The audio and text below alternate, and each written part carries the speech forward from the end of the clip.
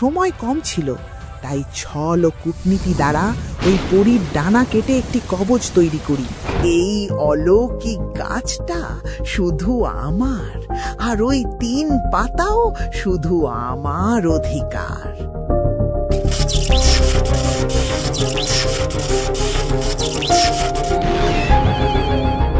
সীমা জানালা দিয়ে দেখে এক আশ্চর্য দৃশ্য। নিমেষ মাত্রই কাঠের টুকরোটা থেকে একটি সুন্দরী কন্যা বেরিয়ে আসে, আর ওই সুন্দরী কন্যাটি ঘরের জিনিসপত্রগুলি গোছাতে শুরু করে।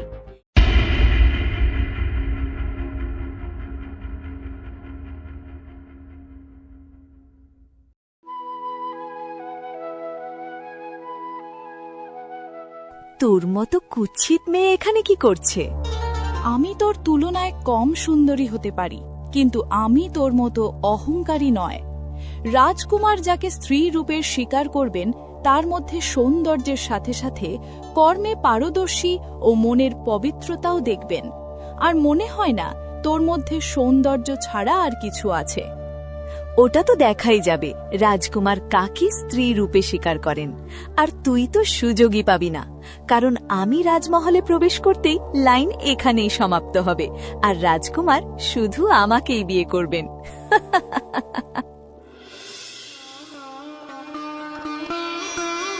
কলিঙ্গ রাজ্যের রাজা চন্দ্রগুপ্তের একমাত্র সন্তান সুদীপ্তের বিয়ের বয়স হতেই রাজা চন্দ্রগুপ্ত আশেপাশের রাজ্যে বিবাহের পাত্রী খোঁজের ঘোষণা করেন।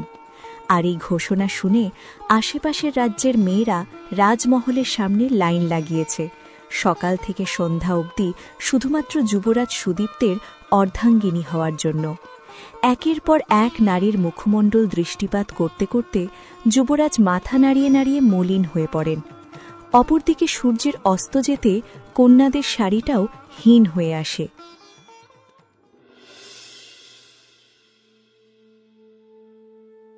বাবা, এসব বন্ধ করে দাও। মনে হয় না এভাবে আমি আমার জীবনসাথী খুঁজে পাব। দেখ বাবা, আমার সময় প্রায় শেষের দিকেই, তাই এই বিশাল সাম্রাজ্যের ভার একদিন তোকেই নিতে হবে। কিন্তু শুধু সিংহাসনই নয়, আমি চাই তোর ভবিষ্যতের পথ চলনায় তোকে পথভ্রষ্ট হতে দেবে না এমন একজন সঙ্গিনী যেন তোর জীবনে আসে। বাবা, আমি বুঝতে পারছি এই বয়সে ছেলের প্রতি চিন্তা করা স্বাভাবিক, কিন্তু আমার নিজের ভাগ্য আমি নিজেই রচনা করব।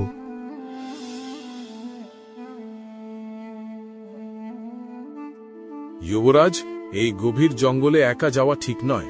সঙ্গে সৈন্যদের নিয়ে না গেলেও শুধু আমাকে আপনার সঙ্গে যাওয়ার অনুমতি দিন। না সেনাপতি, এটা সত্যি যে বহু বিপদে আপদে তুমি বন্ধুরূপে আমার পাশে দাঁড়িয়েছ, কিন্তু কিছু সময় আমি একা কাটাতে চাই।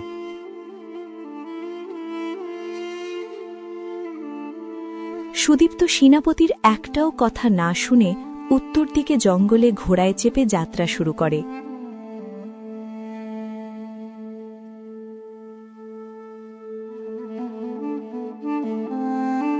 কিছুদূর ঘোড়ায় চেপে জঙ্গলে পৌঁছতেই ঘোড়াটিকে একটি গাছের তলায় রেখে তীর ও ধনুক নিয়ে শিকারে বেরিয়ে পড়েন।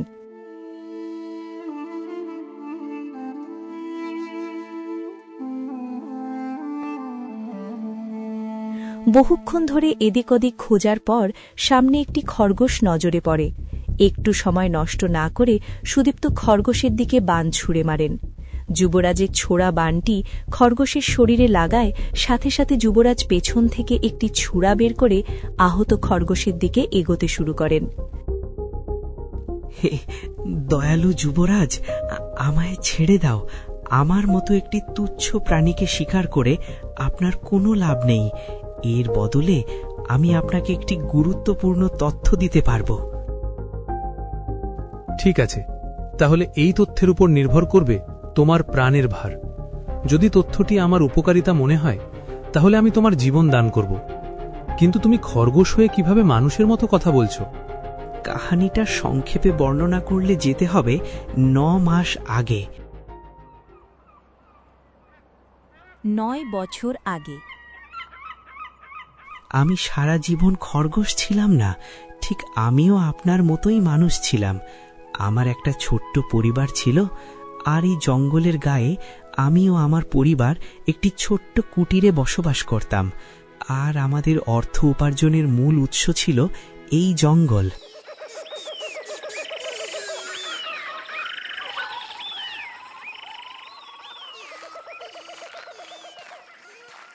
আমি প্রতিদিন এই জঙ্গলে মধু সংগ্রহ করে বাজারে বিক্রি করে যে অর্থ আসতো, ওটাতেই আমাদের প্রাত্যহিক জীবন চলত। কিন্তু একদিন সুমিষ্ট মধু সংগ্রহে আমি বুঝতেই পারিনি কখন জঙ্গলের গভীরে পৌঁছে গেছিলাম।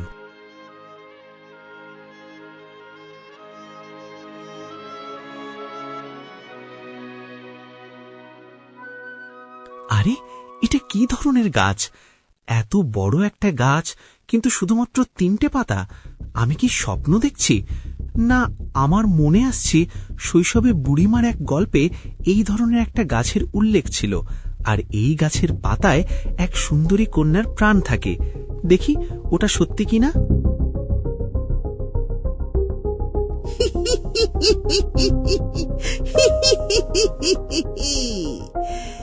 এই দুষ্ট মানব, ওখানে থেমে যা। এই অলৌকিক গাছটা শুধু আমার, আর ওই 3 পাতাও শুধু আমার অধিকার।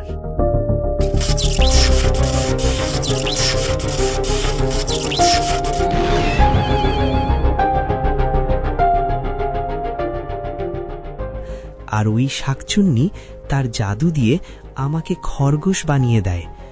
এবার ভালো করে শুনুন যুবরাজ, এখান থেকে ঠিক পূর্ব দিকে জঙ্গলের গভীরে কিছু দূর হাঁটতেই দেখতে পাবেন একটি জলাশয়, আর ওই জলাশয়ের কাছে আছে ওই 3 পাতার অলৌকিক গাছ।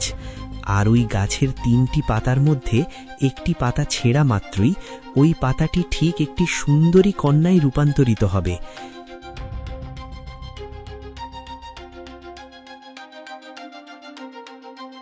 যুবরাজ খরগোশকে জীবনদান দিয়ে খরগোশের কথা অনুযায়ী পূর্ব দিকের গভীর জঙ্গলে পথযাত্রা শুরু করেন। কথামতো কিছু দূর পথ হাঁটতে যুবরাজের সামনে পড়ে এক অলৌকিক 3 পাতার গাছ। যুবরাজ একটু সময় ক্ষেপণ না করে গাছের একটি পাতা ছিঁড়েন। গাছ থেকে পাতাটি ছেঁড়া মাত্রই সত্যিকারেরই অবাস্তবভাবে পাতাটি একটি সুন্দরী কন্যায় রূপান্তরিত হয়। জল, জল দাও, আমায় জল দাও। সময় নষ্ট না করে যুবরাজ ওই পাশের ডোবা থেকে কিছু জল এনে ওই কন্যাকে পান করিয়ে দেয়। কন্যা ওই ডোবার জল পান করার সত্ত্বেও দুঃখজনকভাবে তৎকাল যুবরাজের সামনে প্রাণ হারায়।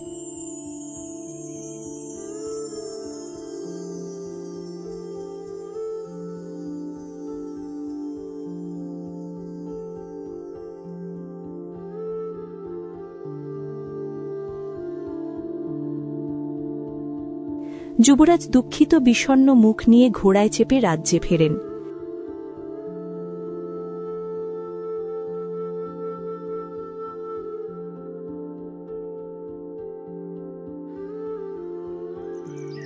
পরের দিন সকাল হতে যুবরাজ ঘোড়ায় চেপে আবার শিকারে বেরিয়ে পড়েন। ঠিক আগের দিনের মতো ঘোড়াটিকে গাছের তলায় রেখে শিকারের খোঁজে হাঁটতে শুরু করেন।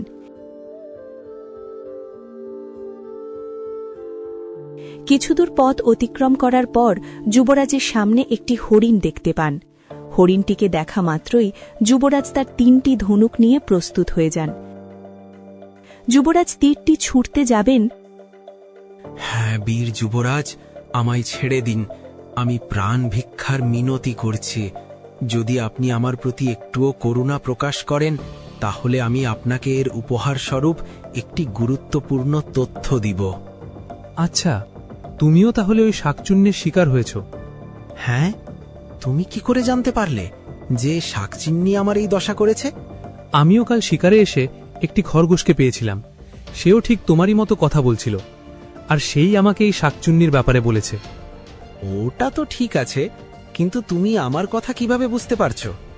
মানে তুমি কি বলতে চাইছো আমি ঠিক বুঝতে পারলাম না। কারণ আগেও চেষ্টা করে সেরেছি, রাজ্যবাসীদের মধ্যে কেউই আমার কথা বুঝতে পারেনি। একটু বিস্তারে বলো, আমি তোমার কাহিনী জানতে চাই।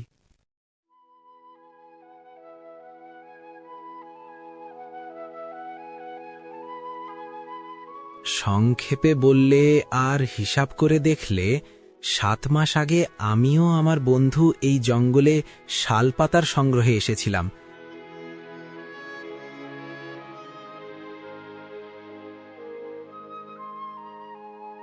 নরেন, দেখে মনে হয় না গাছগুলোতে উপযুক্ত পাতা আছে। চল, আজ একটু জঙ্গলের গভীরে যাই। ভবেশ, তুই কি ভুলে গেলি? আর এই গত 2 মাস আগেই তো মোহন কাকা মধু সংগ্রহ করতে গিয়ে এই জঙ্গলে হারিয়ে গিয়েছিল। এর পরেও তোর সাহস হচ্ছে এই জঙ্গলের গভীরে যাওয়ার? আরে বোকা, জঙ্গলের গভীরে না, এই সামনে তো যাব।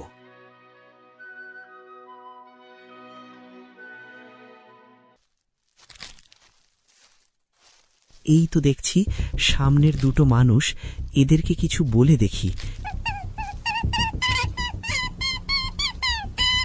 এই নরেন, দেখ খরগোশ, আজ তো আমাদের বনভোজন হবে।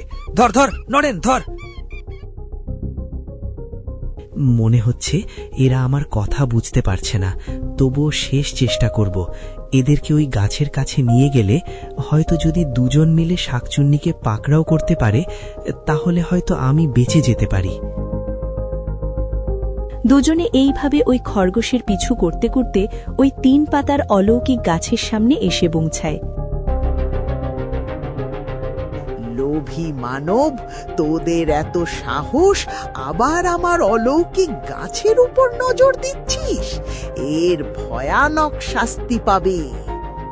না বুড়িমা, আমরা এই খরগোশের পিছু করে ভুল করে এই জায়গায় পৌঁছে গেছি। দয়া করে আমাদের ক্ষমা করে দাও।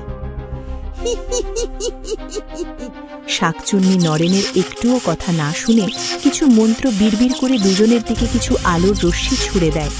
অপরদিকে ভবেশ নরেনকে পেছন থেকে ধাক্কা মেরে গ্রামের দিকে দৌড় মারে। ও পালিয়েছে? পালিয়েছে তো কি হয়েছে? তাতে আমার ওপর বিন্দু মাত্র প্রভাব পড়বে না, কারণ আমার মন্ত্র দ্বারা যাকে আমি পশুতে রূপান্তরিত করি তার অস্তিত্ব এই পৃথিবী থেকে মুছে যায়।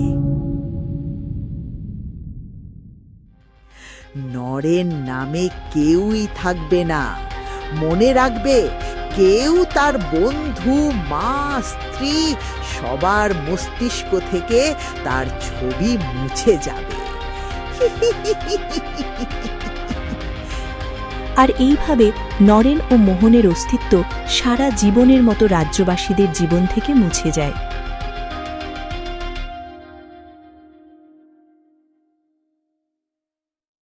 আর শাকচুন্নির কথাটা যদি সত্যি হয়, ওই দিন থেকে রাজ্যবাসীরা আমার সাথে সাথে আমার নামও ভুলে যায়। যা বললে সবই বুঝিলাম, কিন্তু আমার কাছেও এর কোনো উত্তর নেই। শুধু আমি কি করে তোমাদের কথা বুঝতে পারছি। আর কি যেন তুমি একটা গুরুত্বপূর্ণ তথ্যের কথা বলছিলে?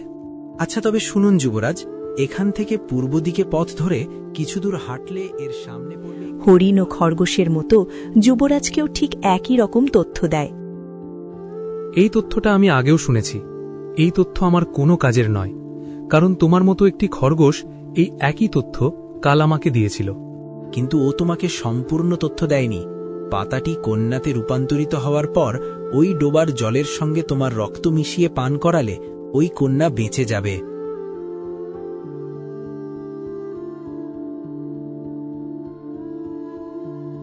হরিণের কথা শুনে যুবরাজ পূর্ব দিকে হাঁটতে হাঁটতে ওই গন্তব্যস্থলে পৌঁছায়। গতকালের মতো হুবহু গাছের আরেকটি পাতা ছিঁড়তেই আগেকারের মতো পাতাটি একটি সুন্দরী কন্যায় রূপান্তরিত হয়। জল, জল, আমায় তৃষ্ণা পেয়েছে, আমায় জল দাও। যুবরাজ একটু সময় নষ্ট না করে ওই ডোবার জলে নিজের 1 ফোঁটা রক্ত মিলিয়ে ওই কন্যাকে পান করিয়ে দেয়। কিন্তু রক্ত মেশানো জল পান করার সত্ত্বেও দ্বিতীয়বার কন্যা কিছুক্ষণের মধ্যে প্রাণ হারায়।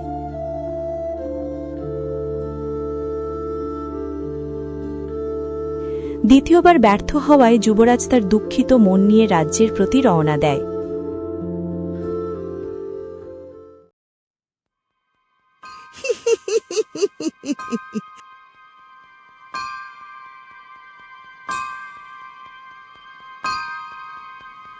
কার এত দুঃসাহস আমার শখের মায়াবী বৃক্ষের পাতা ছিঁড়ল? এই যে গাছের পাতা যে ছিঁড়েছে, যদিও কালকেও আসে, তাকে আমি মাপের শাস্তি দিব।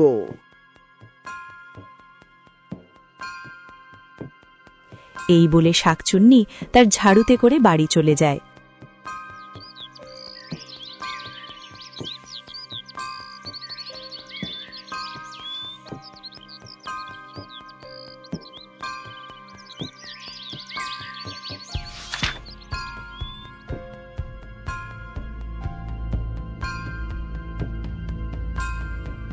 সকাল হতেই যুবরাজ ঘোড়ায় চেপে আবার শিকারে বেরিয়ে পড়েন।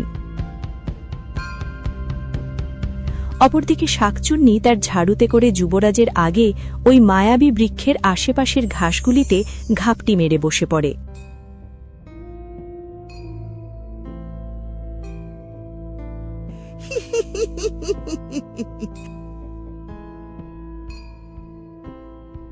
এদিকে রাজকুমার সময় নষ্ট না করে ওই অলৌকিক গাছের প্রতি অভিযান শুরু করেন।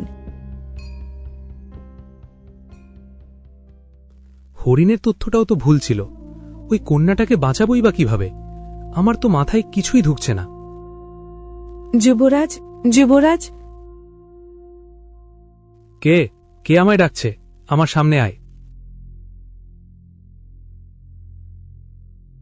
যুবরাজ, আমি বলছি, আমি ওই শাকচুন্নের কবলে পড়ে পাখিতে পরিণত হয়েছি। ওইসব আমি জানি, কারণ এর আগেই ঠিক তোমারই মতো আরো দুজনকে পেয়েছিলাম। আমি এসব জানি যুবরাজ, কারণ কাল আপনার ওই হরিণের সঙ্গে সব আলোচনা শুনেছিলাম। আমিও আশ্চর্য হয়েছিলাম যে এই রাজ্যের মধ্যে শুধু আপনি আমাদের কথা বুঝতে পারছেন। ওসব ছাড়ুন, ওই হরিণটা আপনাকে সবকিছু সঠিক বলেছিল, শুধুমাত্র একটি কথা ছাড়া।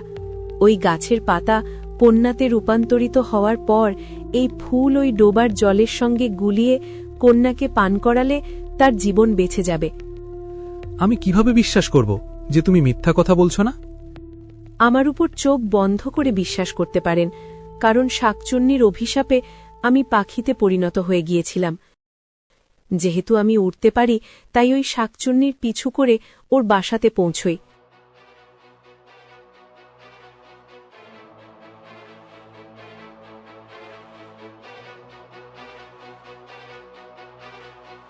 জানলা থেকে উকি মেরে দেখি শাকচুন্নি একটা বাক্স খুলে ওর ভিতরে কিছু দেখে ভীষণ আনন্দ পাচ্ছিল আর বলছিল, এটাই তো আমার জীবনের অমূল্য সম্পদ। এটা ওই গাছের পাতার সঙ্গে মিলিয়ে খেলে আমি বিপুল শক্তি ও আমার যৌবন ফিরিয়ে পাব।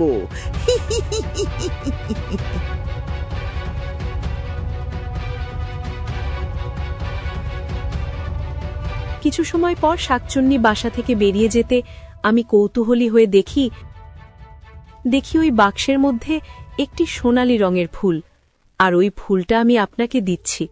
আমি দাবি করে বলতে পারছি না যে আমার এই কৌশলটা আপনার কতটা কার্যকারী হবে, কিন্তু যুবরাজ, এছাড়া আর তো আপনার কাছে আর কোনো উপায় নেই। আর যুবরাজ, সাবধানে থাকবেন, শাকচুন্নির কবলে পড়লে আপনারও আমাদের মতো দশা হতে পারে। পাখি, তোমার এই পরামর্শ ও ফুলের জন্য অসংখ্য ধন্যবাদ। আর আমি যথেষ্ট চেষ্টা করব ওই শাকচুন্নিকে শাস্তি দিয়ে তোমাদের এই অভিশাপ থেকে রেহাই করার। যুবরাজ ওই পাখিকে বিদায় জানিয়ে জঙ্গলের গভীরে যেতে শুরু করেন। কিছু সময়ের যাত্রার পর যুবরাজ যথারীতি ওই গন্তব্যস্থলে পৌঁছায়। যুবরাজ একটু সময় ব্যতীত না করে অন্তিম পাতাটি ছেঁড়া মাত্রই ওই পাতা থেকে এক সুন্দরী কন্যা বেরিয়ে আসে। সেই মুহূর্তে ওই ডোবার জলের সঙ্গে পাখির দেওয়া সোনালী ফুলটি জলে গুলিয়ে কন্যাকে পান করিয়ে দিতেই, তুমি তুমি কে? আমি কোথায়? আমি এখানে কি করছি? আমি বা কে? সব প্রশ্নের উত্তর আমি দেব। এখন তাড়াতাড়ি চলো, ওই শাকচুন্নি আসার আগে এখান থেকে পালিয়ে যেতে হবে। কন্যা পরিস্থিতির গম্ভীরতা দেখে সুদীপ্তকে আর একটাও প্রশ্ন না করে যুবরাজের সঙ্গে ঘোড়ায় চেপে ওই স্থান থেকে চম্পট করে।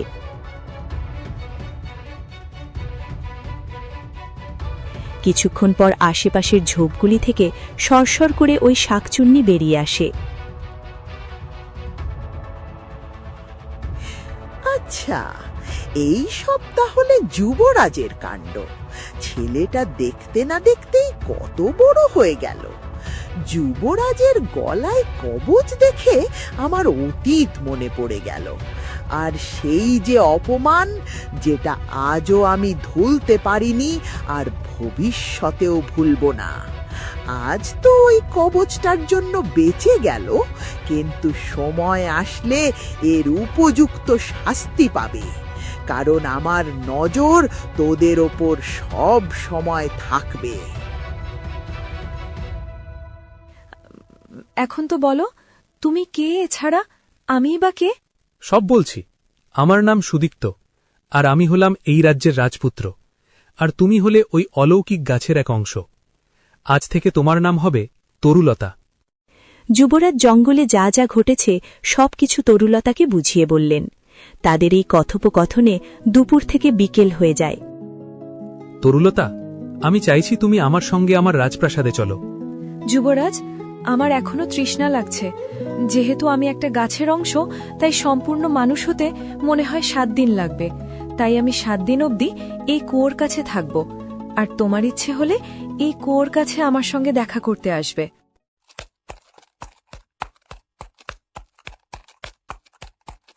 তরুলতার বারংবার মানা করার পর সুদীপ্ত মন দুঃখ করে একা প্রাসাদে ফিরে যায়।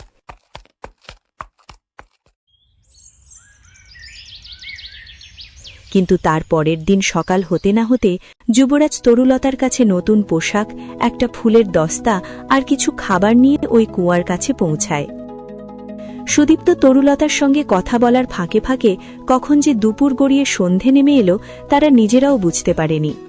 একে অপরের গল্পে ডুবে থাকতে থাকতে সময় থেমে গিয়েছিল যেন। সূর্য অস্ত গেল, তবুও তাদের কথোপকথন শেষ হল না। এইভাবে 1 দিন 2 দিন করে 1 সপ্তাহ কেটে যায়। সময়ের সাথে সাথে রাজকুমার ও তরুলতার হৃদয়ের জন্ম নিল নীরব এক বন্ধন। কথার চেয়েও চোখের ভাষা গভীর হয়ে উঠল তাদের অনুভব। নীরবতার ফাঁকে ফাঁকে হল মনের আদান প্রদান। সময় কম ছিল, কিন্তু প্রেম ছিল যেন কয়েকটি দিনেই তারা একে অন্যের জীবনের গল্প হয়ে উঠেছে। একে অন্যের নিঃশ্বাসে জড়িয়ে গেল তাদের চিরকালের প্রতিশ্রুতি। যুবরাজ, মনে হয় কালই আমি পুরোপুরি মানুষ হয়ে যেতে পারি। এটা তো অনেক খুশির কথা। তাহলে আমি কাল সকাল হতেই তোমাকে নিতে আমি এখানে পৌঁছে যাব। তরুলতার কথা শুনে যুবরাজ খুশি মনে প্রাসাদে ফেরেন। প্রাসাদে ফিরেও কালকের কথা ভেবে ভেবে যুবরাজের চোখে ঘুম আসে না। জানোই তো, কোথায় আছে সূর্যের আলো যত তীব্র হয়, ছায়ার গভীরতাও তত বাড়ে।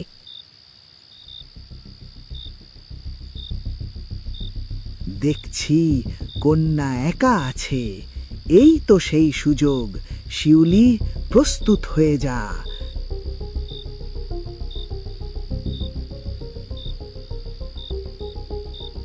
এই বলে শাকচুন্নি তরুলতার কাছে গিয়ে কি সব বলে ও সুযোগ দেখে তরুলতাকে কুয়োয় ধাক্কা মেরে দেয়। শাকচুন্নি কিছু মন্ত্র বিড়বিড় করে আর মেয়ে শিউলিকে তরুলতা রূপে রূপান্তরিত করে দেয়। শিউলি, আজ থেকে তোর নাম হবে তরুলতা।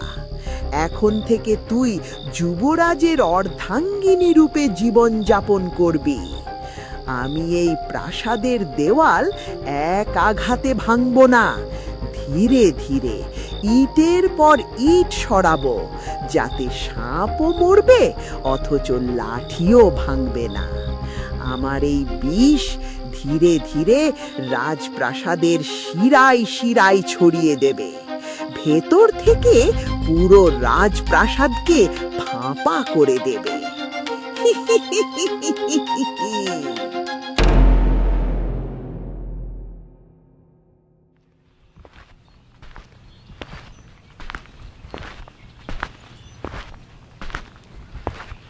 পরের দিন সকাল হতেই সুদীপ্ত এই কুয়ার কাছে পৌঁছায়। যেহেতু শাকচুন্নির মেয়ে শিউলি তরুলতার বেশ ধারণ করেছিল, তাই সুদীপ্ত কোনো প্রশ্ন না করে তরুলতারূপী শিউলিকে রাজপ্রাসাদে নিয়ে যায়। ঠিক 1 সপ্তাহ পর রাজার অঙ্গজপুত্র সুদীপ্ত এবং তরুলতার সঙ্গে বিবাহের ঘোষণা করেন গোটা রাজ্যে।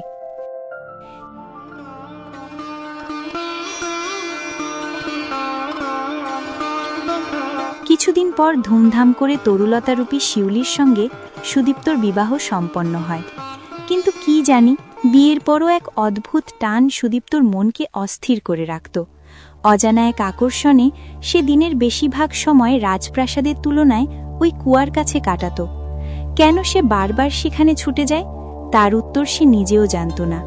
যেন কুয়োর অন্ধকারে লুকিয়ে আছে তার হৃদয়ের অপূর্ণ সত্য, কোনো নীরব আর্তনাদ যা তাকে অবিরাম ডাকতে থাকে।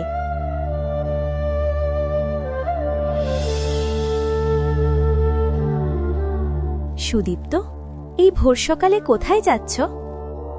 এই কোথায় আর যাব, রাজ্য ভ্রমণে যাচ্ছি।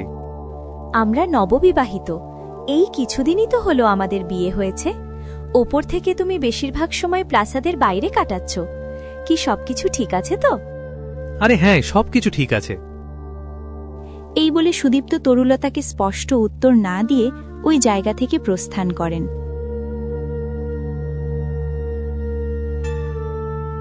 বিয়ের আগে তরুলতাকে দেখলেই আমার চোখে যে আলো জ্বলে উঠত, অকারণে যে হাসিটা ঠোঁটে ফুটে উঠত, আর অদ্ভুত যে টানটা আমাকে তার কাছে টেনে নিয়ে যেত, বিয়ের পর সেই অনুভূতিগুলো যেন ফ্যাকাশে হয়ে এসেছে। একই কণ্ঠস্বর, একই সাজ, তবুও কোথাও যেন একটা শূন্যতা। কেন এমন হচ্ছে? আমি কি বদলে গেছি? জানো মা, সুদীপ্ত এই কিছুদিন ধরে সকাল হতেই প্রাসাদের বাইরে চলে যান আর সন্ধ্যায় বাড়ি ফেরেন। আমার মনে হয় রাজকুমার আমার ওপর সন্দেহ করছেন। মা, আমি ধরা পড়ে যাব না তো?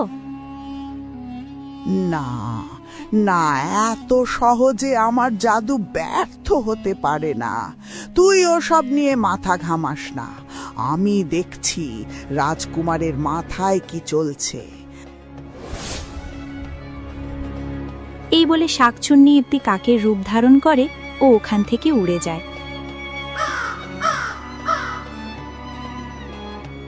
আচ্ছা, রাজকুমার তাহলে ওই কুয়োর কাছে সময় কাটাচ্ছেন?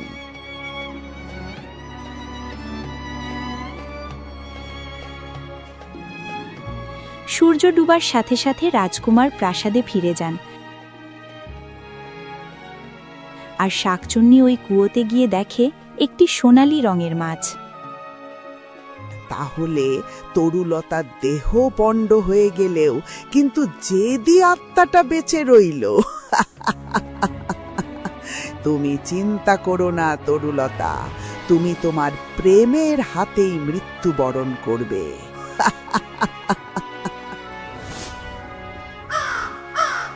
এই বলে শাকচুন্নি ওখান থেকে উড়ে যায়।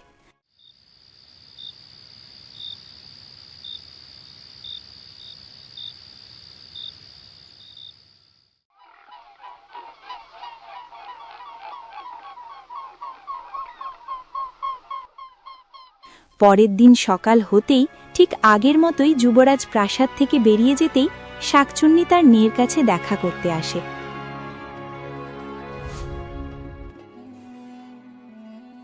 মা, রাজকুমারকে নিয়ে কিছু জানতে পারলে? সব জানতে পেরেছি।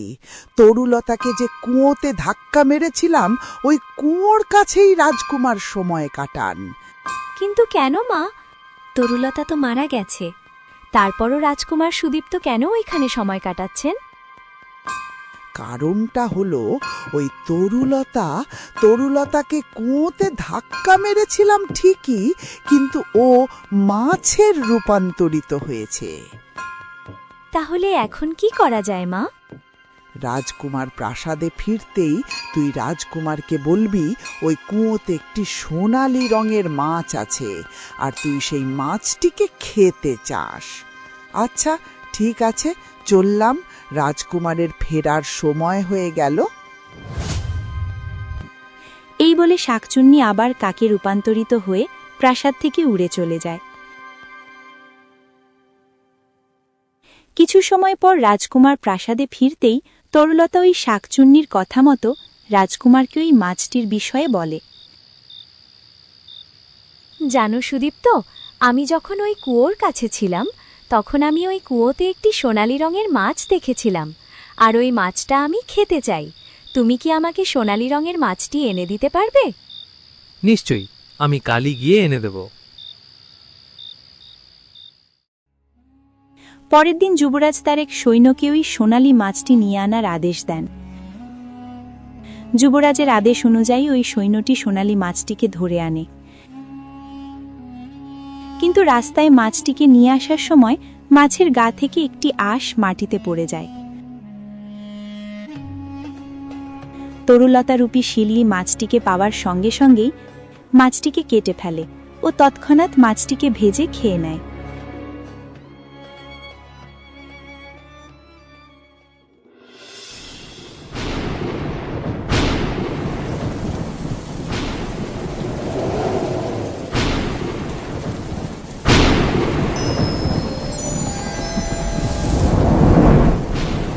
রাত হতেই ওই মাটিতে পড়া আঁশটি একটি আপেল গাছে পরিণত হয়।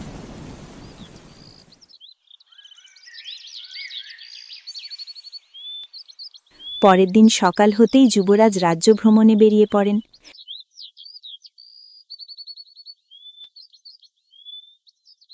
আরে, আমি তো এই রাস্তা দিয়ে প্রায় যাতায়াত করি, কিন্তু এই গাছটি তো আমার আগে কোনোদিন নজরে পড়েনি। এই বলে সুদীপ্ত গাছের একটি আপেল পেড়ে খেতে শুরু করেন।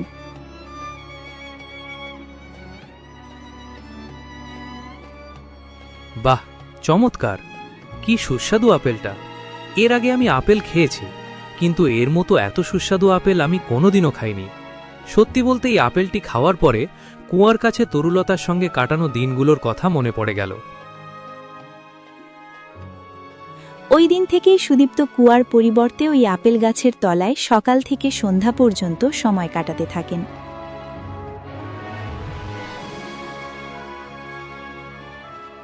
মা, তোমার কথা মতো মাছটি খাওয়া সত্ত্বেও সুদীপ্ত আবার কেন বাইরে সময় কাটাচ্ছেন? কি, মাছটি খাওয়ার পরও রাজকুমার বাইরে সময় কাটাচ্ছেন? তা কি করে সম্ভব? আচ্ছা, তুই মাথা ঘামাস না, আমি দেখছি কি করা যায়। এই বলে শাকচুন্নি তার বাড়ি ফিরে যায়। পরের দিন যুবরাজ প্রাসাদ থেকে বেরিয়ে যেতেই শাকচুন্নি কাকরূপ ধারণ করে যুবরাজের পিছু করতে শুরু করে।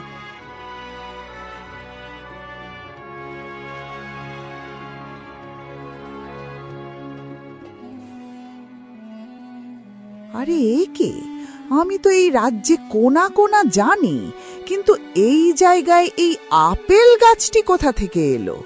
আর এই গাছ থেকে ওই তরুলতার আভাস পাচ্ছি। এর একটাই মানে হতে পারে, তরুলতা এখনো বেঁচে আছে। এর শীঘ্রই সমাধান বের করতে হবে। শাকচুন্নি আবার প্রাসাদে ফিরে তার মেয়েকে সবকিছু বলে। শিউলি, শোন ভালো করে, ওই তরুলতা কবল থেকে বাঁচার একটাই উপায়। যুবরাজ প্রাসাদে ফিরলে যুবরাজকে বলবি ওই গাছটিকে কেটে ফেলতে এবং কেটে ফেলার অংশগুলোকে জ্বালিয়ে পুড়িয়ে দিতে, যাতে গাছের এক টুকরো অংশ বেঁচে না থাকে। আর এটা তোর কাছে রাখ, কোনো অসুবিধায় পড়লে এটা ব্যবহার করবি। সূর্য ডুবে সন্ধ্যা হতেই যুবরাজ কথারীতির সঙ্গে কিছু ওই গাছের আপেল নিয়ে প্রাসাদে ফেরেন। তরুলতা, এই দেখো তোমার জন্য কি এনেছি। কি, আমার জন্য আপেল এনেছো? কই দেখি। ছি, কি কষালো আপেল! কোথা থেকে এনেছো এই আপেল? আমাকে তো আশ্চর্য লাগছে, কারণ এই একই গাছের আপেল তো আমিও খেয়েছিলাম, কিন্তু ওটা তো খুবই মিষ্টি ছিল। আমি কিচ্ছু শুনতে চাই না। ওই গাছটি এক্ষুনি কেটে পুড়িয়ে ফেলো, যাতে তার এক টুকরো অংশ বেঁচে না থাকে। কিন্তু তরুলতা, এটা তো ঠিক নয়। তুমি আমার একটাও কথা শোনো না। মনে হয় এই কয়েকদিন আমার প্রতি তোমার ভালোবাসা কমে গেছে। আচ্ছা আচ্ছা বাবা, ঠিক আছে, আমি গাছটিকে কাটার ব্যবস্থা করছি। শুধু গাছটিকে কাটলে চলবে না, গাছটিকে কেটে পুড়িয়ে দাও, যাতে গাছটির এক টুকরো অংশ না বাঁচে। সুদীপ্ত তরুলতা মুখধারী শিউলির ন্যাকা কান্না দেখে অবশেষে গাছটিকে কাটার জন্য একটি কুঠুরিকে রেখে পাঠালেন। কথা মতো তৎক্ষণাৎ শিবু নামের কাঠুরেকে ওই গাছটির সম্বন্ধে সবকিছু বুঝিয়ে বললেন।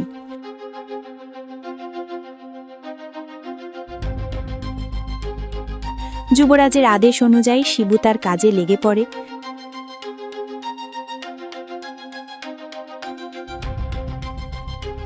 গাছটি কাটতে কাটতে এক অদ্ভুত আকৃতির কাঠের টুকরো শিবুর নজরে পড়ে, যেন প্রাকৃতিক নিজেই কোনো বিক্ষেপ আকার দিয়ে ওই টুকরোটিকে গড়ে তুলেছে।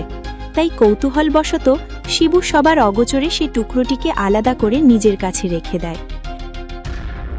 কারণ একজন সাধারণ মানুষ হিসেবে শিবুর পক্ষে এটা জানা কখনোই সম্ভব ছিল না যে গাছটির সেই ছোট্ট কাঠের টুকরোটারই ভেতরে লুকিয়ে আছে এক ভয়ঙ্কর সত্য। তার কাছে এটা ছিল শুধু একটা অদ্ভুত কাঠের টুকরো, এর বেশি কিছু নয়। কিছুদিন ধরে তরুলতার যেন আচরণটাই বদলে গেছে। যুবরাজ, ক্ষমা করবেন, আপনাকে আগে বলিনি। কিছুদিন ধরে রাজকন্যার কক্ষ থেকে ফিসফিস করে আওয়াজ শোনা যায়। রাজকন্যা কক্ষে একা থাকা সত্ত্বেও মনে হয় যেন কারো সঙ্গে তিনি কথা বলছেন। আর আপনি প্রাসাদের বাইরে চলে যেতেই রাজকন্যা এক বৃদ্ধ মহিলার সঙ্গে দেখা করতে চান। আর এই সব আমি নিজের চোখে দেখেছি। এই সব শুনে মনে হয় যেন তরুলতার বেশে অন্য কোনো ব্যক্তির। না না, মনে হয় আমি বেশি ভেবে নিচ্ছি। শিবু গাছটিকে পুড়িয়ে তার বাড়ি ফেরে। ওই কাঠের টুকরোটিকে একটি বাক্সের ওপরে রেখে ওর স্ত্রী ও মেয়ের সঙ্গে জমিনের কাজ করতে চলে যায়।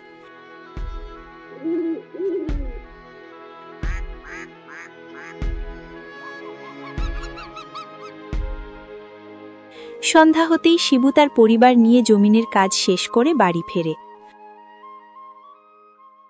আরে, এ কি দেখছি? বাড়ি থেকে বেরোনোর সময় তো দেখেছিলাম সব অগোছালো ছিল, এখন দেখছি সব সাজানো আছে। গিন্নি, এটা কি তোমার কাজ? কই না তো, এটা তো আমার কাজ নয়, হতে পারে সীমার কাজ। না, এ কাজ তো আমার না, আর যদি মাও না করে থাকে তাহলে করলো ওটাকে। হয়তো বাড়ির কেউ না টের পেলেও সীমা বুঝতে পেরেছিল যে এটা অন্য কারোর কাজ। তাই পরের দিন সকাল হতেই বাড়ির সবাই কাজে বেরিয়ে পড়ে, কিন্তু সীমা ওই দিন কাজে না গিয়ে চুপি চুপি জানালা দিয়ে উঁকি মারতে শুরু করে। সীমা জানালা দিয়ে দেখে এক আশ্চর্য দৃশ্য।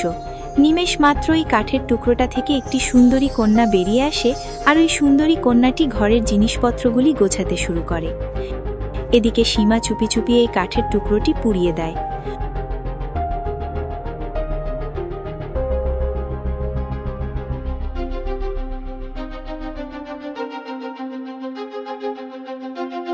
তুমি কে, আর তুমি এখানে কি করছো? আমি তোমার কাঠের টুকরোটা পুড়িয়ে দিয়েছি, তোমার এখন লুকানো কোনো জায়গা নেই।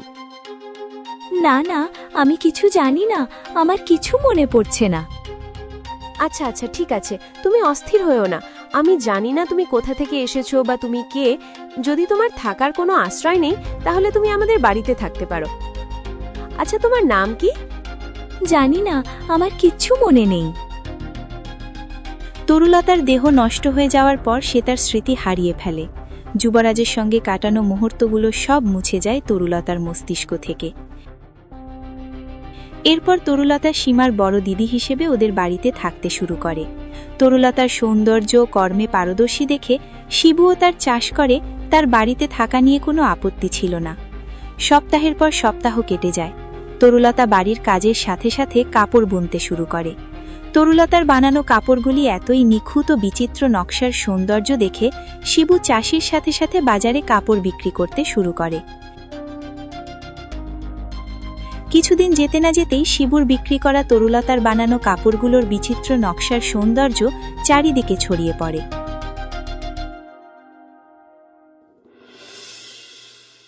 তরুলতা, তরুলতা, তরুলতা, তরুলতা। কি হয়েছে, এভাবে ডাকছো কেন? ও কিছু না, ওই বাজার ভ্রমণে যাচ্ছিলাম তো, তাই তোমার যদি কিছু দরকার। তাহলে আমায় একটা শাড়ি এনে দিবে? আমি শুনেছি বাজারে এক শাড়ি বিক্রেতার শাড়িগুলোর নকশা বেশ সুন্দর। আজকাল সবাই ওই নকশা করা শাড়িগুলোর প্রশংসা করছে। হ্যাঁ, আমিও শুনেছি। তবে বেশ, আমি তোমার জন্য সবচেয়ে দামি ও সুন্দর শাড়ি নিয়ে আসব। এই বলে সুদীপ্ত বাজারের দিকে বেরিয়ে পড়েন। নমস্কার যুবরাজ, এই ঘোর দুপুরে বাজারে আসার উদ্দেশ্য কি? ওইরকম কোনো উদ্দেশ্য নেই, এই বাজার ভ্রমণে এসেছিলাম। আচ্ছা, বলতে পারবেন ওই শিবুর কাপড়ের দোকানটা কোথায়? আসুন যুবরাজ।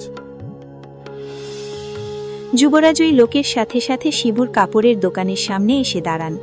যুবরাজ শিবুকে কিছু সুন্দর নকশা করা দামি শাড়ি বের করতে বলেন। শাড়িগুলো বাছাই করতে করতে হঠাৎ যুবরাজের নজরে পড়ে এক অদ্ভুত নকশা। আরে, এই 3 পাতা গাছের নকশা এই কাপড়ে কেন?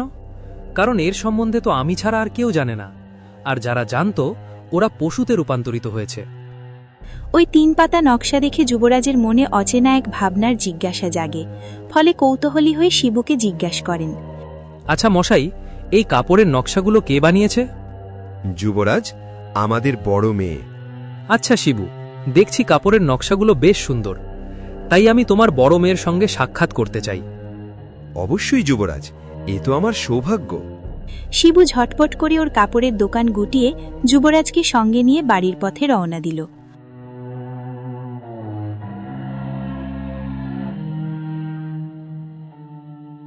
গিন্নি, ও গিন্নি, আরে বাইরে আসো। আমাদের এই ছোট্ট কুটিরে কে এসেছেন দেখবে, আসো। আরে কি হলো, আসছি তো। আরে স্বয়ং যুবরাজ, কোন উদ্দেশ্যে আপনাকে আমাদের বাড়িতে আসতে হলো? আসলে আমাদের বড় মেয়ের নকশার কৌশল দেখে যুবরাজ প্রসন্ন হয়েছেন, তাই তিনি এখানে এসেছেন আমাদের বড় মেয়ের সঙ্গে একবার সাক্ষাৎ করতে। কিন্তু বড় মেয়ে তো সীমাকে নিয়ে ঝর্ণার কাছে গেছে। চলুন যুবরাজ, আপনাকে রাস্তা দেখিয়ে দিচ্ছি।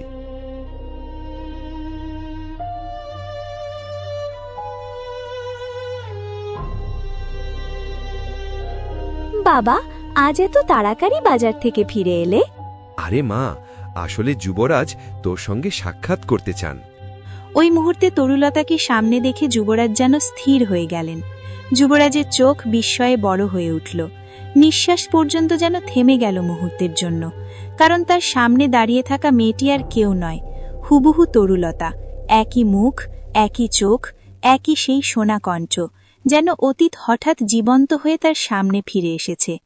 তরুলতা, তুমি এখানে কি করছো? তোমায় তো প্রাসাদে থাকার কথা। কে তরুলতা? আমি তো কোনো তরুলতাকে চিনি না। তাহলে তোমার নাম কি? যুবরাজ, আমার নাম চাঁদনি। এই মেয়েটার গলার আওয়াজও তো দেখছি তরুলতার মতো। আচ্ছা চাঁদনি, তুমি কি তরুলতা নামটি আগেও কখনো শুনেছ? না যুবরাজ, এই নাম তো আমি কোনোদিনও শুনিনি। যুবরাজ চাঁদনি অর্থাৎ তরুলতার কাছ থেকে শীতল জবাব পেয়ে প্রাসাদ ফেরার সিদ্ধান্ত নেন।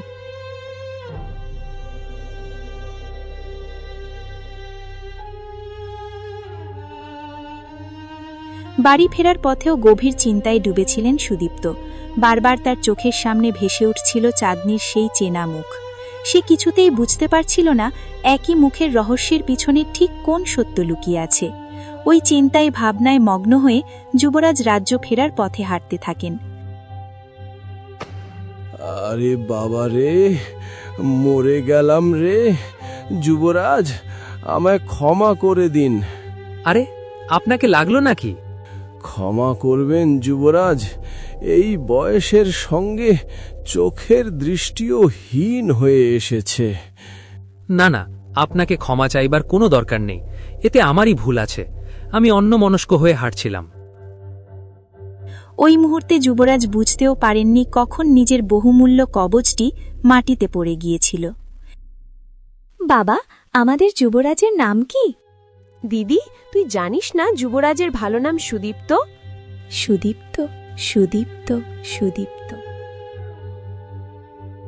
দিদি, ওটা কি? দেখে তো মনে হয় গলার মালা। আর এই মালাটা তো যুবরাজের গলায় দেখেছিলাম। মনে হয় ভুলে যুবরাজের গলা থেকে মালাটি পড়ে গেছে। কাল সকাল হতেই প্রাসাদে গিয়ে যুবরাজকে মালাটি ফিরিয়ে দেব। এই সিদ্ধান্ত নিয়ে তরুলতা কবচটি নিয়ে বাড়ি ফেরে।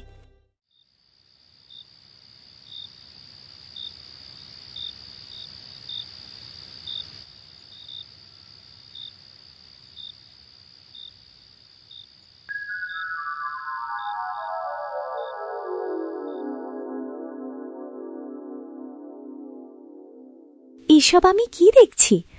ওটা তো আমি, আর সামনে তো যুবরাজ। আমি কি স্বপ্ন দেখছি? এটা কিভাবে হতে পারে?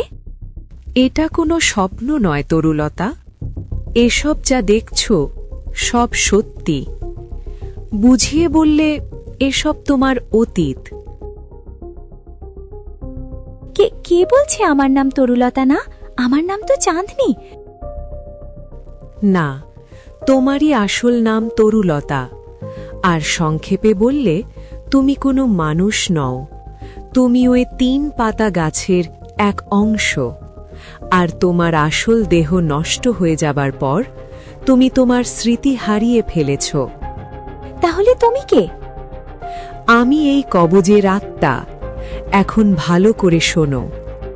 ওই আত্মাটি পূর্বে যা ঘটেছে তরুলতাকে সব বুঝিয়ে বলে।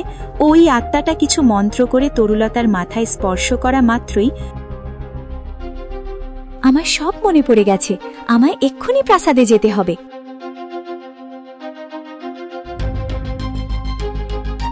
চাননি, এত সকাল সকাল কোথায় চললি? মা, ওই প্রাসাদের দিকে। বেশি দেরি করবি না।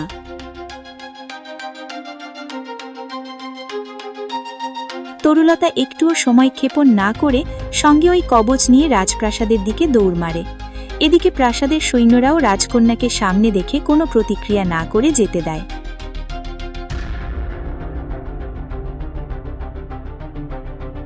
যুবরাজ, আমার সব মনে পড়ে গেছে। তরুলতা নামটি আমায় তুমিই দিয়েছিলে, আর আমিই তোমার তরুলতা। কি এসব উল্টাপাল্টা বলছো? আমার তো মাথায় কিছুই ঢুকছে না। তুমি যদি নিজেকে তরুলতা বলছো, তাহলে এ কে?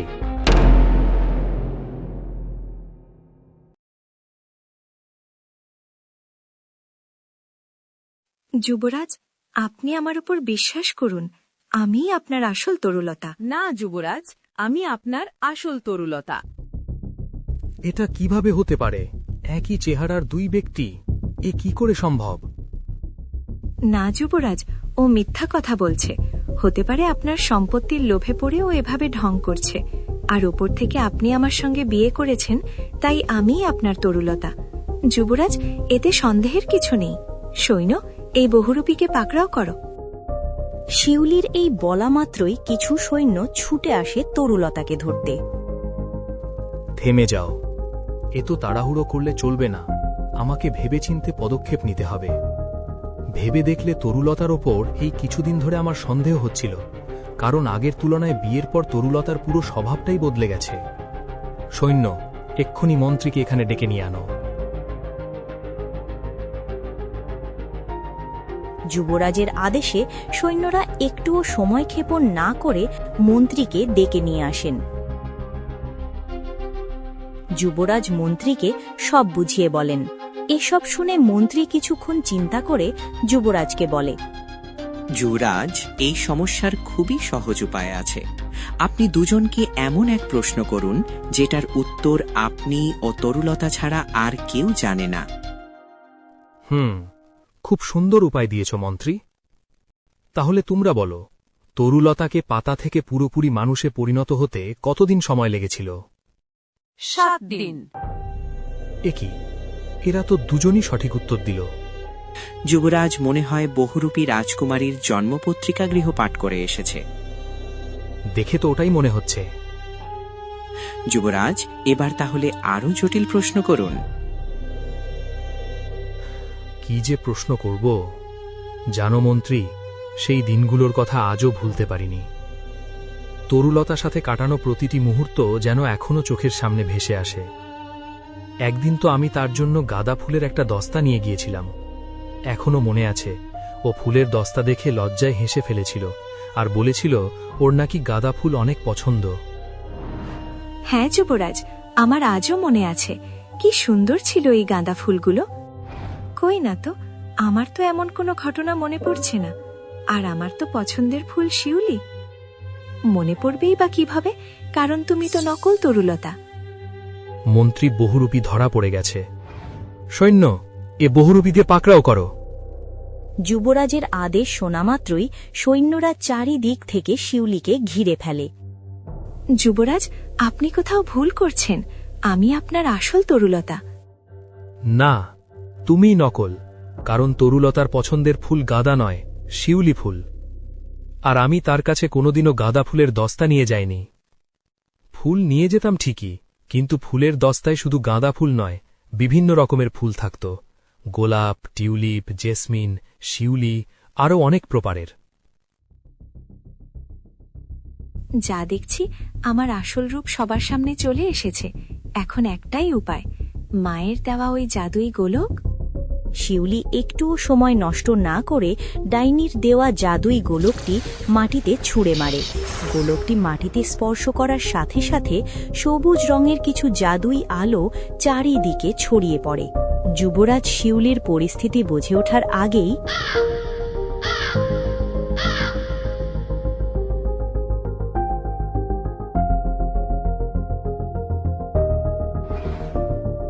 আমি জানতাম কোনো একদিন এই পরিস্থিতির মুখোমুখি হতেই হবে, কিন্তু আমি আশা করিনি এত শীঘ্র শিউলি ব্যর্থ হয়ে যাবে।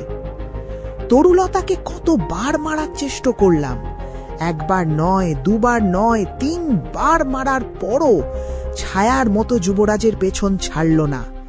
বারংবার কোনো না কোনো রূপ নিয়ে আমার সামনে রাস্তার কাটা হয়ে দাঁড়ালো।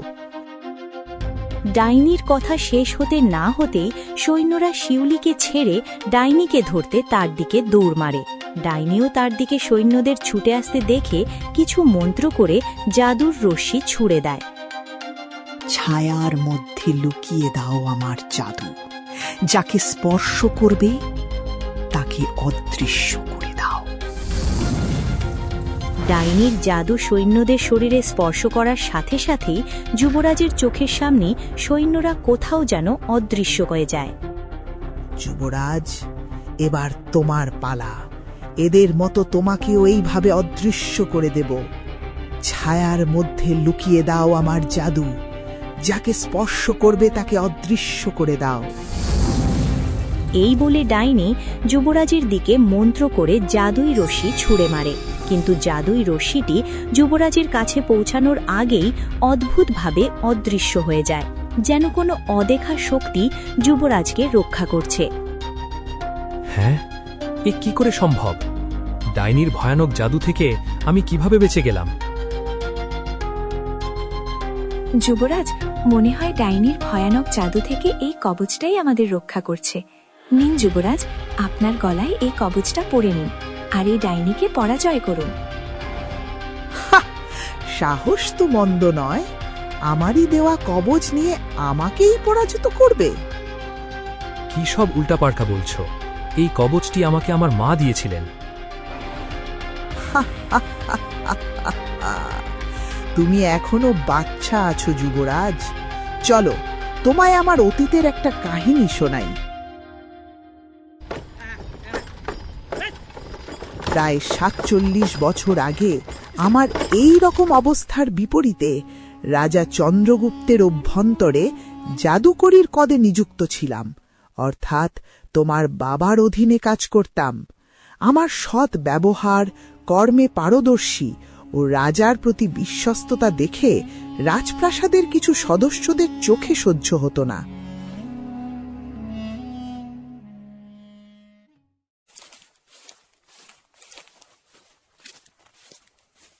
মহারাজ, ওই জাদুকর্ণীকে চোখ বন্ধ করে এতটা বিশ্বাস করা ঠিক নয়। কি বলতে চাইছো মন্ত্রী? আমি ঠিক বুঝলাম না। আসলে মহারাজ ওই রকম কিছু নয়। আমি জানি জাদুকর্ণী মনির অনেক ভালো, কিন্তু এটাও অদেখা করা যাবে না যে ও জাদুর সাথে সাথে কালো জাদুও করে। আর যারা কালো জাদু করে তাদের মাথা অনেক তাড়াতাড়ি ভ্রষ্ট হয়ে যায়। আর কবে মাথা ভ্রষ্ট হয়ে আপনার সম্পত্তির লোভে সিংহাসন দখল করে নেবে বলা মুশকিল। ওসব নিয়ে মন্ত্রী তোমাকে চিন্তা করতে হবে না। আমার ওই মহিলার উপর ভরসা আছে বলেই ওকে আমি সভাল ওই পদে নিযুক্ত করেছি। তবুও মহারাজ, আপনাকে সাবধান করে দিলাম, কারণ যাদের ওপরে বেশি ভরসা হয় ওরাই পেছন থেকে ছুরি দিয়ে আঘাত করে। বেশি বাড়াবাড়ি হয়ে যাচ্ছে মন্ত্রী। মহারাজ, মহারাজ, আমার সঙ্গে এক্ষুনি রানীমার কক্ষে চলুন।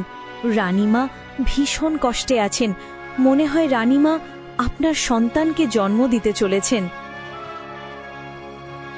ওই দাসীর কথা শুনে মহারাজ একটুও সময় নষ্ট না করে রানীমার কক্ষের দিকে দৌড় মারেন।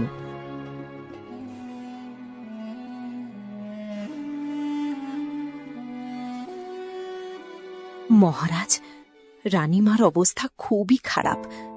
আমি যাচাই করে যা জানতে পারলাম, এই গুরুতর অবস্থায় আমি যতটাই চেষ্টা করি না কেন শুধুমাত্র রানীমাকে বাঁচাতে পারব। কিন্তু রানীমাকে বাঁচানোর পরও ভবিষ্যতে আর গর্ভবতী হতে পারবেন না। আর যদি সন্তানকে বাঁচাতে পারি তবে রানীমাকে বাঁচাতে পারব না। না না, এ কোনোভাবেই সম্ভব না। তুমি তো অনেক শক্তিশালী। আমি জানি তুমি যে কোনো উপায় বের করে নেবে যাতে আমার সন্তান ও স্ত্রী দুজনেই বেঁচে যাবে। হ্যাঁ মহারাজ, আমি দুজনকে বাঁচানোর যথেষ্ট চেষ্টা করব, আর সবকিছুই ওপরওয়ালার উপর। মহারাজ চলুন, আর জাদুকর্ণীকে তার কাজ করতে দিন।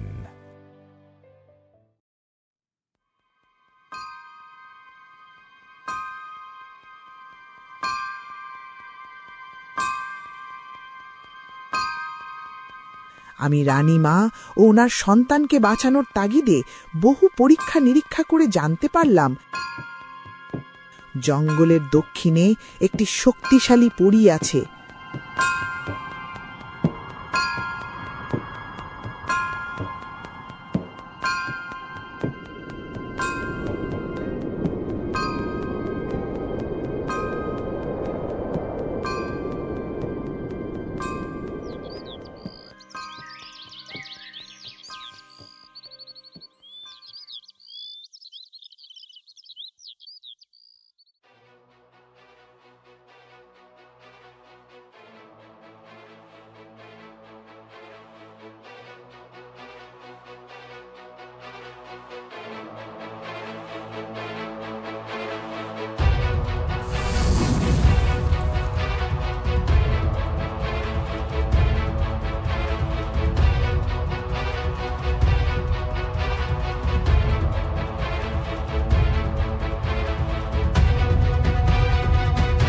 সময় কম ছিল, তাই ছল ও কূটনীতি দ্বারা ওই পরীর ডানা কেটে একটি কবচ তৈরি করি।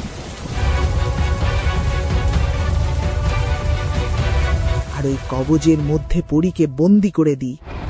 আর ওই কবচটা তোমার মাকে দিই, অর্থাৎ রানী মাকে। আর ওই কবচের শক্তি দ্বারাই তুমি সুরক্ষিতভাবে জন্ম নিলে। অপরদিকে রানীও বেঁচে গেলেন। ফলে মহারাজ খুশি হয়ে সভায় সবচেয়ে উঁচু পদে আমাকে নিযুক্ত করলেন। ওই পদটি পেয়ে আমি ভীষণ খুশি ছিলাম, কিন্তু ওই খুশিটাও বেশি দিন টিকল না। আমি জানতাম এই কবচে ভীষণ শক্তি আছে, কিন্তু এই শক্তিটা কিভাবে কাজ করে ওটা আমি জানতাম না। ঠিক 1 বছর পর তুমি এক ভয়ানক রোগে আক্রান্ত হও।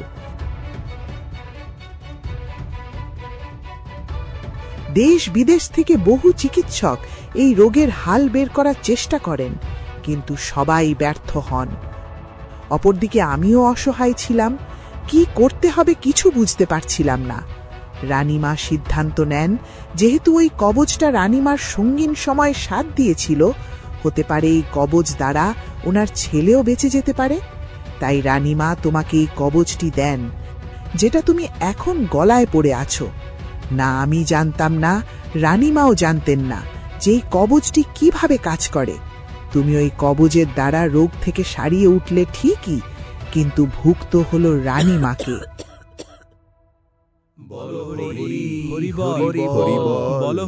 ঠিক 1 সপ্তাহ পর রানীমার মৃত্যু হয়। পরে জানতে পারলাম রানীমাকে এই কবচটাই জীবিত রেখেছিল, কিন্তু এটা জানতে অনেক দেরি হয়ে গেছিল।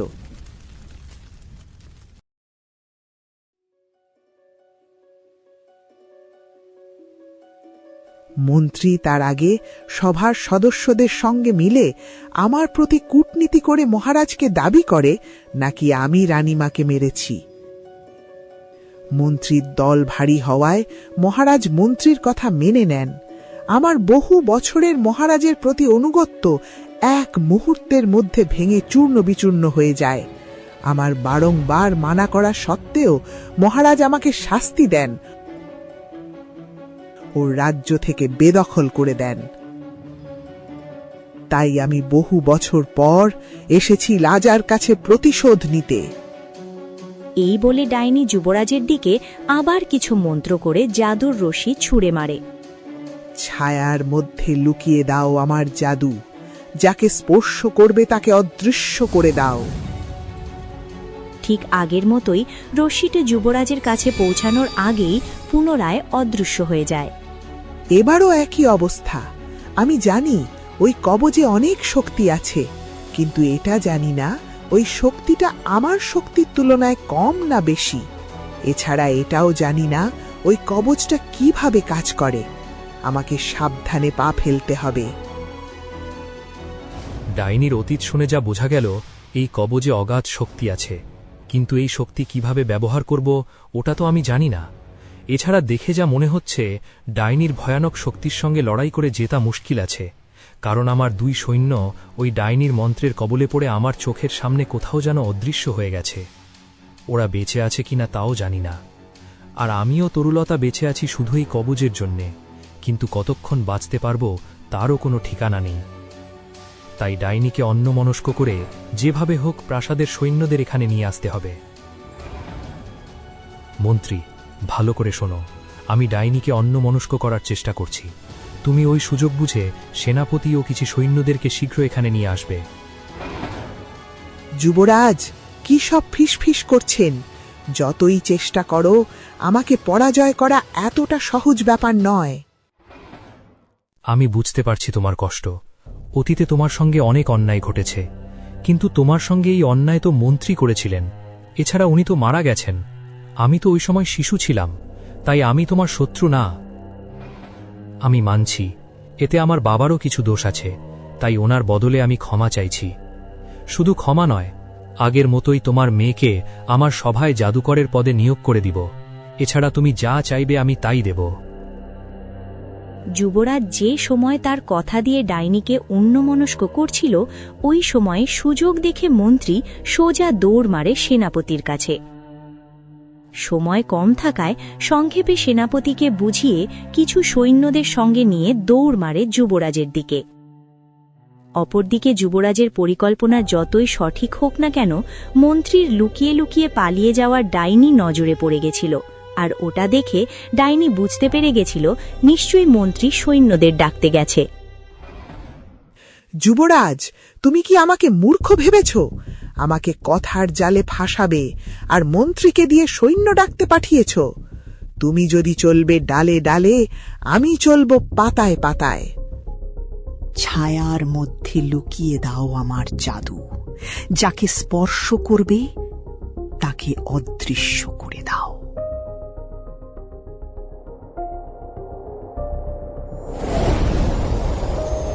ডাইনির কথা শেষ হতে না হতেই তার এক মন্ত্রে ডাইনি সহ আরও 3 জন এক মরুভূমিতে স্থানান্তর করে। যুবরাজ, এবার আমাদের এই খেলায় বাধা দেওয়ার আর কেউ নেই। ছায়ার মধ্যে লুকিয়ে দাও আমার জাদু, যাকে স্পর্শ করবে তাকে অদৃশ্য করে দাও। ডাইনি ঠিক আগের মতোই যুবরাজের দিকে একই রকম জাদু করে। ডাইনির জাদু করা সত্ত্বেও পুনরায় আগের মতোই অবস্থা। আমার সব মন্ত্র ব্যর্থ হয়ে যাচ্ছে। আমি যতই শক্তিশালী জাদু করি না কেন, প্রতিবারই যুবরাজকে ওই কবচটা বাঁচিয়ে দেবে। আমাকে কোনো আলাদা উপায় বের করতে হবে। যদি কোনো জাদু কাজ করছে না, তাহলে সুযোগ বুঝে যুবরাজের কাছে গিয়ে এই চাকুটা দিয়ে আঘাত করতে হবে। ডাইনি তার পরিকল্পনা অনুযায়ী জাদু করার ফাঁকে ফাঁকে যুবরাজের দিকে পা বাড়াতে শুরু করে। ছায়ার মধ্যে লুকিয়ে দাও আমার জাদু, যাকে স্পর্শ করবে তাকে অদৃশ্য করে দাও।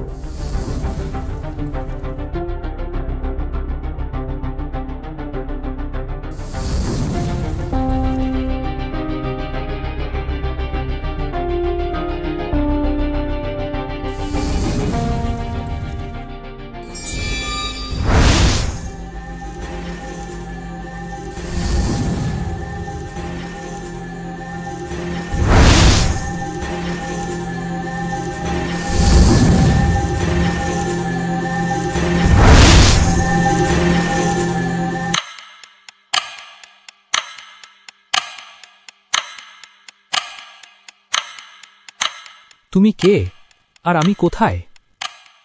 আমি এই কবজের আত্মা। তুমি এই কবজের মধ্যে আছো। নিশ্চয়ই তুমি জানো এই কবজটা সাধারণ নয়। আচ্ছা আচ্ছা, থামো থামো, আমিও কিছুটা জানি। কিন্তু তুমি যদি এই কবজের মধ্যেই ছিলে, তাহলে তুমি আমার সঙ্গে আগে কোনোদিনও সাক্ষাৎ করনি কেন? এরও কারণ আছে। তোমার শৈশবে রোগ সারানোর পর আর কোনো অসুবিধায় তোমায় আমার দরকার পড়েনি, তাই আমি গভীর সুষুপ্তিবস্থায় চলে গেছিলাম। তাহলে তোমার এই গভীর ঘুম কাটল কিভাবে? আমার ঘুম ভাঙার কারণ হচ্ছে এই তরুলতা। যেহেতু ও 3 পাতা গাছের অংশ, তাই ওর দেহ ও মন মানুষের তুলনায় অধিক পবিত্র, আর তার স্পর্শেই আমার গভীর সুষুপ্তিবস্থা কেটেছে। ওসব তো ঠিক আছে, কিন্তু ডাইনিকে হারাবো কিভাবে? এর কি কোনো উপায় আছে তোমার কাছে? ডাইনির জাদু দ্বারা তোমার কিছু হবে না, কারণ আমি তোমার চারিদিকে জাদুর দেওয়াল বানিয়ে রেখেছি। আমার মনে হয় ডাইনিও জানে যে তার জাদু দ্বারা তোমার কোনো ক্ষতি করতে পারবে না, তাই সে তোমাকে আঘাত করার জন্য তোমার নিকটে আসার চেষ্টা করছে। আর সে তোমার নিকটে পৌঁছানোর আগেই তুমি এই মন্ত্রটি বলবে, পাতাল শক্তির আগুন জ্বালিয়ে ভয়ঙ্কর শক্তির বিস্ফোরক ঘটাও। যুবরাজ ওই আত্মার বলা মন্ত্রটা বলা মাত্রই পাতাল শক্তির আগুন জ্বালিয়ে ভয়ঙ্কর শক্তির বিস্ফোরক ঘটাও। যুবরাজের কাছ থেকে একটি আগুনের গোলা ডাইনিকে গিয়ে লাগে। মনে হয় যুবরাজ ওই কবজের শক্তি ব্যবহার করতে শিখে গেছেন। আমি যত চেষ্টা করলেও ওকে হারাতে পারবো না। আর স্থানান্তরের জাদু একবার ব্যবহার করে সেরেছি, আর আমার কাছে এত শক্তি নেই যাতে আরও একবার স্থানান্তরের জাদু ব্যবহার করতে পারবো। তাই সুযোগ বুঝে শিউলিকে নিয়ে এখান থেকে পালাতে হবে। এই বুদ্ধি এঁটে ডাইনি এক মন্ত্র করে। নীরব শক্তি জেগে ওঠে, ছড়িয়ে পড়ে ধোঁয়া ধোঁয়া চারিপথে। ডাইনি মন্ত্রটি বলা মাত্রই চারিদিকে ধোঁয়া ছড়িয়ে পড়ে। যুবরাজের কিছু বোঝে ওঠার আগেই ডাইনি তার মেয়ে শিউলিকে নিয়ে ঝাড়ুতে করে ওখান থেকে উড়ে চলে যায়।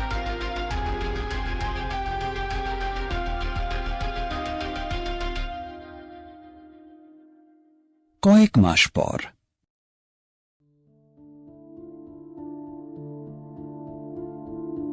ডাইনির স্থানান্তর জাদুর দ্বারা যুবরাজ ও তরুলতা মরুভূমিতে পৌঁছেছিলেন। ওইখান থেকে রাজ্য ফিরতে কয়েক সপ্তাহ লাগে এত দূর পায়ে হেঁটে।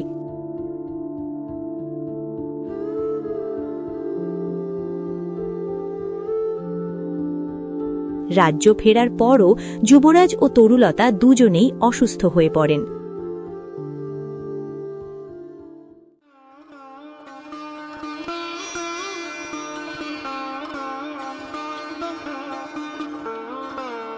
অসুস্থ সারিয়ে ওঠার পরপরই দুজনে মিলে বিয়ে করে নেয়।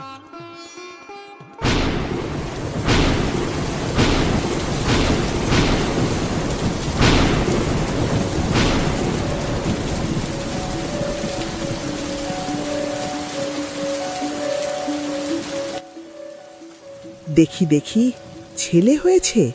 শিউলি, ভালো করে শোন। যুবরাজের জাদুর দ্বারা আমার শরীরে গভীর আঘাত লেগেছে। মনে হয় না আমার হাতে আর বেশি দিন সময় আছে। তাই মরার আগে সমস্ত শক্তি এই মালার মধ্যে ঢুকিয়ে দিলাম। আর আমার নাতি 18 বছর হলে এই মালাটি ওকে দিবি। এই মালের মধ্যে লুকিয়ে থাকবে আমার সমস্ত শক্তি, আমার ক্রোধ, আমার অসমাপ্ত ইচ্ছা।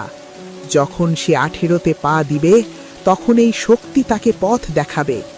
আমার বদলে আমার নাতি এই অপমানের প্রতিশোধ নেবে, আর সেই দিন থেকে শুরু হবে আমার প্রতিশোধের নতুন অধ্যায়।